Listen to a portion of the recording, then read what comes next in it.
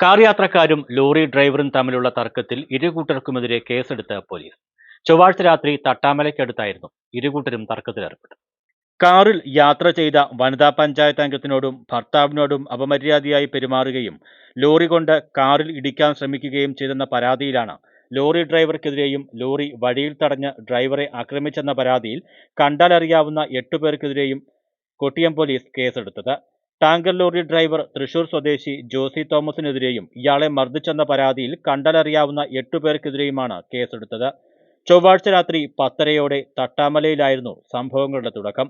തട്ടാമലയ്ക്കടുത്ത് വെച്ച് പഞ്ചായത്ത് അംഗവും ഭർത്താവും വന്ന കാറിന് ടാങ്കർ ലോറി സൈഡ് നൽകിയില്ലെന്നും ഇത് ചോദ്യം ചെയ്തതിന് കാറിലുള്ളവരെ അസഭ്യം പറയുകയും ലോറി കൊണ്ട് കാറിൽ ഇടിക്കാൻ ശ്രമിക്കുകയും ചെയ്തതാണ് സംഭവങ്ങൾക്ക് തുടക്കം.